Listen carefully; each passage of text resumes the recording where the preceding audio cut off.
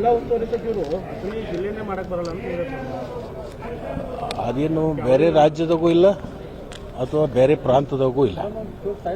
ಈ ಜಿಲ್ಲೆಯಲ್ಲಿ ಇರ್ತಕ್ಕಂಥದ್ದನ್ನೇ ನಾವು ವಿಂಗಡಣೆ ಮಾಡಿ ಅದನ್ನು ದೂರ ಆಗ್ತಕ್ಕಂಥದ್ದು ಸಮೀಪ ನಮಗೆ ಆಡಳಿತ ಸಿಗಬೇಕು ಅನ್ನೋ ಉದ್ದೇಶವನ್ನು ಇಟ್ಕೊಂಡು ಅಥಣಿ ಕ್ಷೇತ್ರವನ್ನು ಮಾಡಬೇಕು ಅಂತೇಳಿ, ಜಿಲ್ಲೆ ಮಾಡಬೇಕು ಅಂತೇಳಿ ಈಗಾಗಲೇ ನಾವು ಮುಖ್ಯಮಂತ್ರಿಗಳಿಗೆ ಅದನ್ನು ಮನವರಿಕೆ ಮಾಡಿದ್ವಿ. ಕರ್ನಾಟಕದಲ್ಲೇ ಅತಿ ದೊಡ್ಡ ಜಿಲ್ಲೆ ಅಂತಕ್ಕಂಥದ್ದು ಎಲ್ರಿಗೂ ಗೊತ್ತಿರ್ತಕ್ಕಂಥ ಸಂಗತಿ.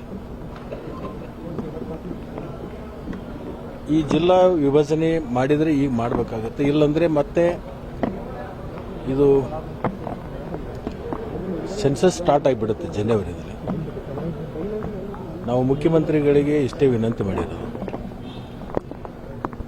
ಬಹುದಿನಗಳಿಂದ ಇದು ವಿಭಜನೆ ಆಗಿರಲಿಕ್ಕೆ ನಿಂತಿರೋದ ಕಾರಣ ಇಲ್ಲಿ MES ಪ್ರಾಬಲ್ಯ ಆಗಬಾರ್ದು, ಕನ್ನಡಿಗರದ ಪ್ರಾಬಲ್ಯ ಇರಬೇಕು ಅಂತಕ್ಕಂಥ ವಿಚಾರ ಇಟ್ಕೊಂಡು ಅಖಂಡ ಜಿಲ್ಲೆಯನ್ನು ಇಟ್ಟಿರ್ತಕ್ಕಂಥ. ಇತ್ತೀಚೆಗೆ ಅನೇಕ ತಾಲೂಕುಗಳಲ್ಲಿ ಬೇಡಿಕೆ ಬಂದಿದೆ. ಈ MES ಪ್ರಾಬಲ್ಯ ಬೆಳಿಬಾರ್ದು ಅಂತಂದರೆ ಅಖಂಡವಾಗಿ ಅದನ್ನು ಜಿಲ್ಲೆ ಇಟ್ಕೊಂಡು ನಮಗೇನು ಭಾಳ ದೂರ ಆಗುತ್ತೆ. ಅಥಣಿಯಿಂದ ಇಲ್ಲಿ ಬರಬೇಕಾದ್ರೆ ಸುಮಾರು 200 ಕಿಲೋಮೀಟರ್. ಈ 200 ಕಿಲೋಮೀಟರ್ ಅಂತರದಿಂದ ಬಂದು ನಮಗೆ ಆಡಳಿತ ಮಾಡಲಿಕ್ಕೆ, ಕೆಲಸ ಕಾರ್ಯಗಳು ಮಾಡಲಿಕ್ಕೆ ತೊಂದರೆ ಆಗಿರೋದ್ರಿಂದ ನಾವು ಮುಖ್ಯಮಂತ್ರಿಗಳಿಗೆ ವಿನಂತಿಯನ್ನು ಮಾಡಿದ್ದೀವಿ. ರಾಯಬಾಗ್ ಕ್ಷೇತ್ರ, ಕುರ್ಚಿ ಕ್ಷೇತ್ರ, ಕಾಗವಾಡ ಕ್ಷೇತ್ರ, ಅಥಣಿ ಕ್ಷೇತ್ರ ಮತ್ತು ರಬಕವಿ ಬನಟ್ಟಿ ತೀರ್ಥಾಳ್ ತಾಲೂಕು ಇದನ್ನು ಸೇರಿ ಅದು ಮಧ್ಯದಲ್ಲಿ ಆಗ್ತಕ್ಕಂಥ ಅಥಣಿ ತಾಲೂಕನ್ನು ಒಂದು ಮಾಡಿ ಉಳಿದಿದ್ದೆಲ್ಲ ಅಖಂಡ ಜಿಲ್ಲೆಯನ್ನು ಇಡಬೇಕು ಅಂತಕ್ಕಂಥ ಅಭಿಪ್ರಾಯನ ಇವತ್ತು ಅನೇಕ ಸಂಘ ಸಂಸ್ಥೆಯವರು, ಮಠಾಧೀಶರು, ಕಾಗವಾಡ ಶಾಸಕರು, ಕುರ್ಚಿ ಶಾಸಕರು ನಾವು ಒಟ್ಟಿಗೆ ಬಂದು ಮುಖ್ಯಮಂತ್ರಿಗಳಿಗೆ ಚಿಕ್ಕೋಡಿ ಜಿಲ್ಲೆ ಮಾಡಕ್ಕೆ ಹೇಳಿದ ಸದನದಲ್ಲಿ.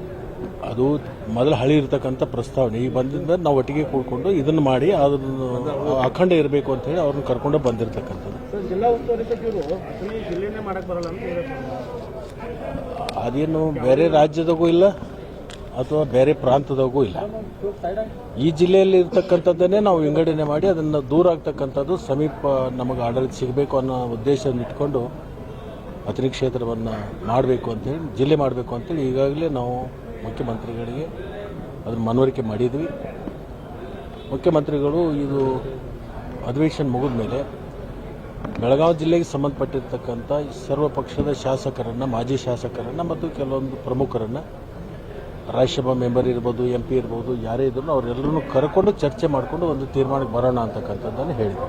ಸರ್, ಹೈಕಮಾಂಡ್ ಒಂದು ಕಡೆ ನಾಯಕತ್ವ ಬದಲಾವಣೆ ವಿಚಾರವಾಗಿ ಯಾರು ಕೂಡ ಮಾತನಾಡಬಾರ್ದು ಅಂತ ನಾನು ಅಥಣಿ ಜಿಲ್ಲೆ ಬಗ್ಗೆ ಮಾತ್ರ ಮಾತಾಡಲಿಕ್ಕೆ ಬರ್ತೀನೋ. ಹೈಕಮಾಂಡದವ್ರು ನಮಗೆಲ್ಲರಿಗೂ ಹೇಳಿದ್ದಾರೆ, ಅದೇನೇ ತೀರ್ಮಾನ ಹೈಕಮಾಂಡ್ ತಗೋತ್ತೆ, ನೀವು ಯಾರು ಕೂಡ ಅದ್ರ ಬಗ್ಗೆ ಚರ್ಚೆ ಮಾಡಬಾರ್ದು ಅಂತ ಹೇಳಿದ್ರೆ ನಾವು ಚರ್ಚೆ ಮಾಡ್ತೀವಿ.